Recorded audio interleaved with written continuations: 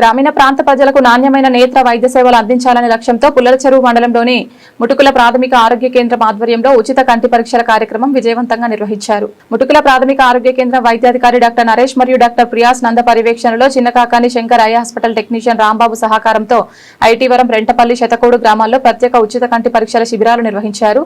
ఈ శిబిరాల్లో పెద్ద సంఖ్యలో గ్రామస్తులు పాల్గొని కంటి పరీక్షలు చేయించుకున్నారు. పరీక్షల అనంతరం 48 మంది ముత్యబిందు వ్యాధితో బాధపడుతున్నట్లు వైద్యులు గుర్తించి వారికి శస్త్రచికిత్స అవసరమని సూచించారు.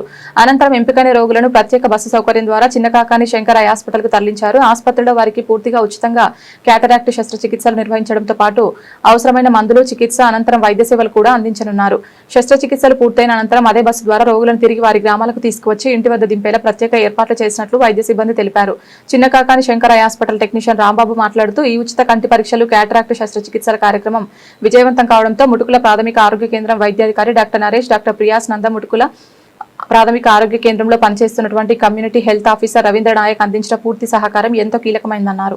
పేద ప్రజలకు మెరుగైన వైద్య సేవలు అందించేందుకు శంకర్ ఐ హాస్పిటల్ కట్టుబడి పనిచేస్తోందని తెలిపారు. ఈ కార్యక్రమంలో ఆరోగ్య సిబ్బంది, ఏఎన్ఎంలు, ఆశా కార్యకర్తలు, గ్రామ పెద్దలు, ప్రజాప్రతినిధులు పాల్గొని కార్యక్రమాన్ని విజయవంతం చేశారు.